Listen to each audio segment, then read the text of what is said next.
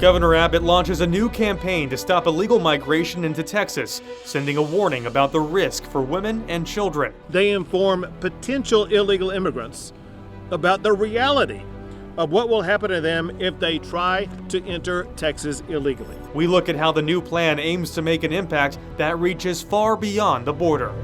A Texas teacher leaves the profession after a scary moment in her classroom. I was crying, went to the associate principal, and I told her, I said, I'm done, I'm resigning. I'm not doing this. I'm not taking this anymore. Our investigation digs into data on assaults of Texas school employees and what happens after teachers get hurt in the classroom.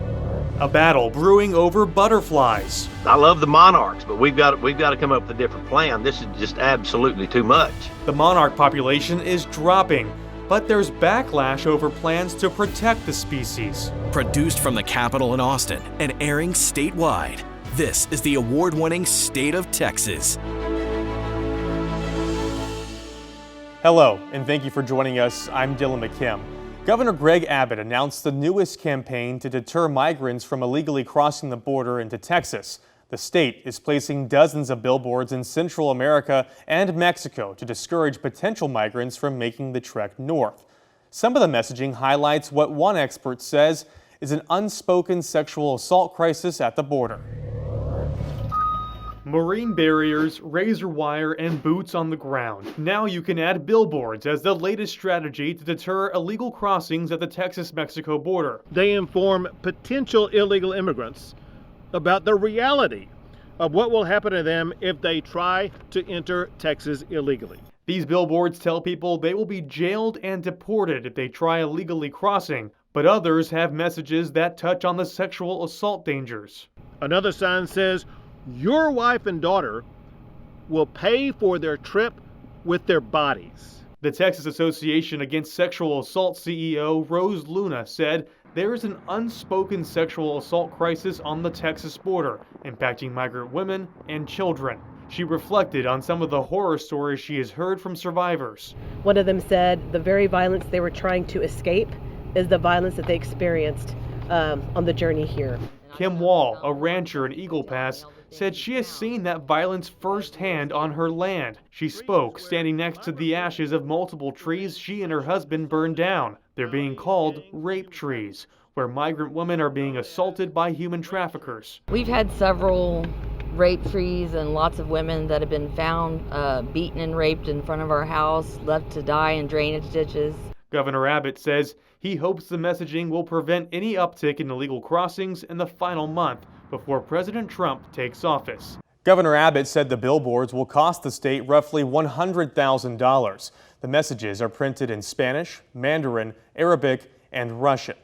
We want to go a little deeper into the plan and some of the information that came out of the governor's news conference along the border. Joining us now is Border Report correspondent Sandra Sanchez. Sandra, you covered this event. We heard the governor refer to what he called rape trees along the southern border. We've heard this term a lot, especially from Republican lawmakers. You've reported on the prevalence of this term. What can you tell us about what you've learned in your reporting? Well, you're absolutely right. Rape trees is a term that typically Republicans have brought up in the past. And, you know, despite my many years living on the southwest border, I've actually never seen one. Texas General Land Commissioner Dawn Buckingham last month put out a video, but she staged it with articles of clothing on a tree, which she said was representative of trees in a property where there were supposed rape trees. At the governor's press conference here in Eagle Pass, Kimberly Wall, who owns a ranch, said that she has seen them on her property. And there were ashes, as you noted, of a tree on the ground, which supposedly her husband burned down because this was a tree where women claimed that they had been assaulted. And we also heard from the CEO of Texas Association Against Sexual Assault, Rose Luna. She was there and she talked about an unspoken tragedy that was happening of sexual assault that was impacting migrant women and children. Have you learned some of this in the report? Is it happening on this side of the border, on the south of the border? What have you learned in your reporting?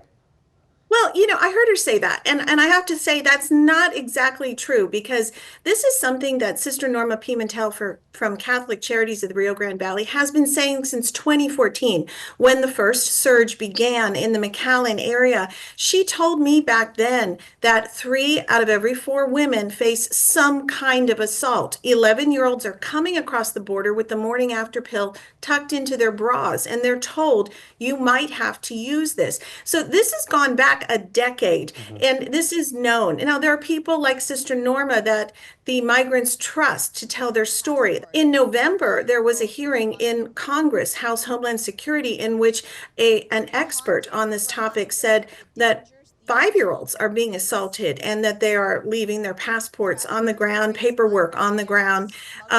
This is something that has always gone on. It's part of the tactic. It's like kidnapping. The coyotes, the smugglers, the drug cartels that run these human trafficking operations will assault the women, hold them captive in other places, tell the family members, if you want to see your loved one again, you need to pay me $1,500 more, $2,000 more, and they just keep using that.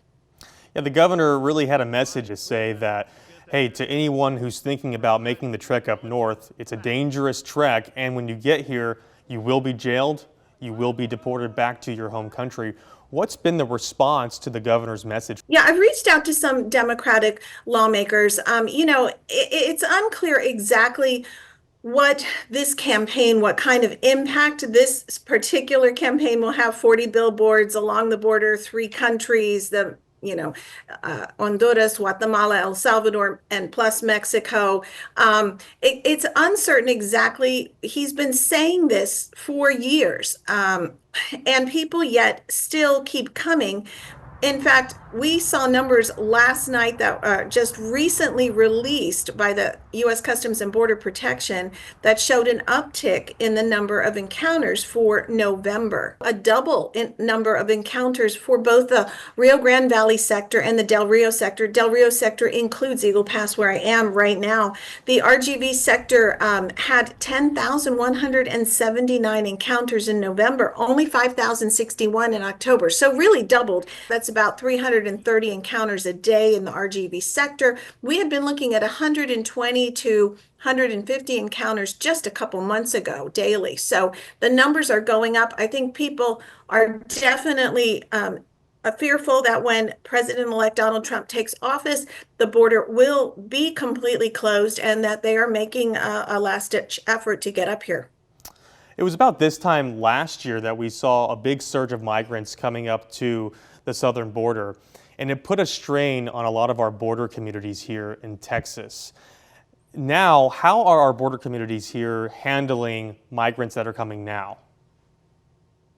I have to say, border communities along the South Texas border have always been welcoming to the migrants. And a great majority of the migrants, they don't stay in these border communities. They go, the real border is considered north of the checkpoint. From McAllen, the checkpoint north is Falfurrias, a very small town. That's the real border for most people. And it's the towns in between the buffer zone that the migrants live. It's mostly mixed families. I'm sorry that there are many mixed families, but the great majority of the migrants that cross the border have destinations further north. Houston, Chicago, New York City. They are in Washington, D.C. area. They don't intend to really stay here. Border communities here have adjusted with healthcare services, law enforcement services, and this is always how it's been here. I think the surprise to many people is the influx of people north in New York City and Chicago areas. That really happened when Governor Abbott began busing people there to Colorado. Then people started to really open their eyes and say, wow, look at all the people coming. But border communities here have always taken care of them. Sandra Sanchez with the Border Report. Thank you so much for your insight. Thank you.